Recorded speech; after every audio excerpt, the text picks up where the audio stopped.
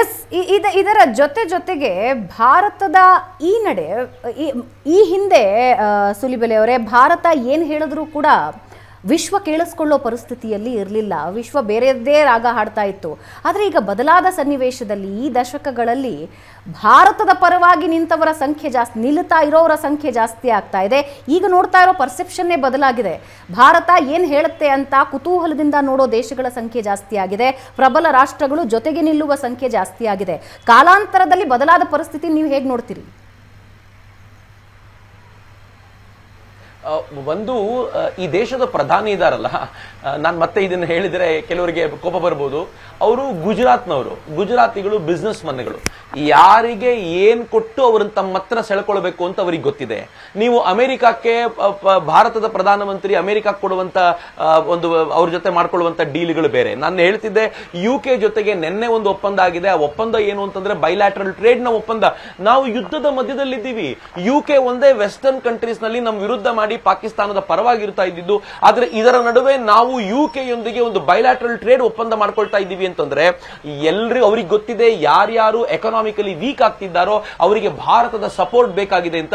Bharat support ಮಾಡಿದ ನಂತರ UK ಮಾತೇ ಇಲ್ಲ. ಇವತ್ತು ಭಾರತ ಅಟ್ಯಾಕ್ ಮಾಡಿದ ನಂತರ ಜಗತ್ತಿನ ಪ್ರಮುಖ ರಾಷ್ಟ್ರಗಳು ಮಾತನಾಡ್ತಾ ಇಲ್ಲ.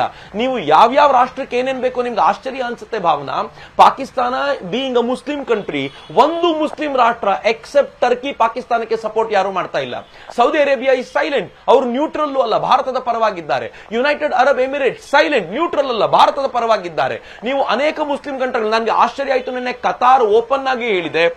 ಕುವೈತ್ ಜಗತ್ತಿನ ಶ್ರೀಮಂತ ರಾಷ್ಟ್ರಗಳಲ್ಲಿ ಒಂದು. ಆ ಕುವೈತ್ ಏನ್ ಹೇಳುತ್ತೆ, ಮುಸ್ಲಿಂ ಕಂಟ್ರಿಗಳಲ್ಲಿ ಅತ್ಯಂತ ಶ್ರೀಮಂತಿಕೆ ಇದೆ. ಅವರು ಹೇಳಿದ್ದಾರೆ ನಾವು ಭಾರತದೊಂದಿಗೆ ಪೂರ್ಣ ಪ್ರಮಾಣದಲ್ಲಿ ನಿಂತ್ಕೋತೀವಿ, ಇಂತಹ ಸಂದರ್ಭದಲ್ಲಿ ಟೆರರಿಸಂ ನ ವೈಪ್ ಔಟ್ ಮಾಡಬೇಕಾಗಿದೆ ಅಂತ ಹೇಳುವ ಮಾತುಗಳನ್ನು ಕೇಳಿದ್ರೆ, ಮುಸ್ಲಿಂ ಕಂಟ್ರೀಸ್ಗಳಲ್ಲೂ ಕೂಡ ನರೇಂದ್ರ ಮೋದಿ ತನ್ನ ಪ್ರಭಾವವನ್ನು ಇಟ್ಟುಕೊಂಡಿದ್ದಾರಲ್ಲ, ಅವರಿಗೆ ಗೊತ್ತಿದೆ ಯಾವ್ಯಾವ ರಾಷ್ಟ್ರಗಳನ್ನ ಹೇಗೆ ಹೋಲಿಸಿಕೊಳ್ಬೇಕು, ಯಾವ ರಾಷ್ಟ್ರಕ್ಕೆ ಏನ್ ಮಾಡಬೇಕಾಗಿದೆ ಅಂತ. ಮತ್ತು ಸುತ್ತಲೂ ಇರುವ ರಾಷ್ಟ್ರಗಳಲ್ಲಿ ಎಲ್ಲರೂ ಕೂಡ, ನೇಪಾಳ ಈಗ ವಾಪಸ್ ಹಿಂದೂ ರಾಷ್ಟ್ರ ಆಗಬೇಕು ಅಂತ ಪ್ರಯತ್ನ ಪಡ್ತಿದೆ. ಈ ಕಡೆ ಶ್ರೀಲಂಕಾ ಚೀನಾಕ್ಕೆ ಕೊಟ್ಟಿದ್ದಂತ ಬೇಸಗಳನ್ನ ಕ್ಯಾನ್ಸಲ್ ಮಾಡ್ಕೊಂಡು ಕೂತಿದೆ. ಇವೆಲ್ಲವನ್ನೂ ನೋಡ್ತಾ ಇದ್ರೆ ಭಾರತದ ಪೊಸಿಷನ್ ಇವತ್ತು ಸ್ಟ್ರಾಂಗ್ ಆಗಿದೆ. ಅದಕ್ಕೆ ನಾನು ನಿಮ್ಗೆ ಹೇಳ್ತಾ ಇರೋದು, ಈ ಯುದ್ಧದ ನಂತರ ಈ ಏಷ್ಯಾದಲ್ಲಿ ಸೂಪರ್ ಪವರ್ ಯಾರು ಅಂತ ಕೇಳಿದ್ರೆ ಅದು ಭಾರತ ಆಗುತ್ತೆ.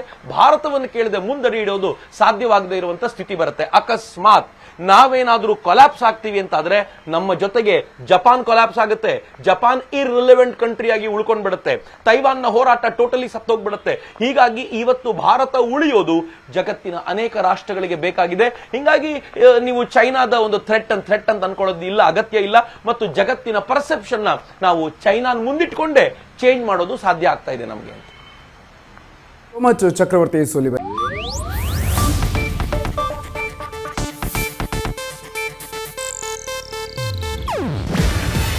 ಇದು ಏಷ್ಯಾನೆಟ್ ನ್ಯೂಸ್ ನೆಟ್ವರ್ಕ್ ಪ್ರಸ್ತುತಿ. ನೀವು ನೋಡ್ತಿದ್ದೀರಾ ಏಷ್ಯಾನೆಟ್ ಸುವರ್ಣ ನ್ಯೂಸ್.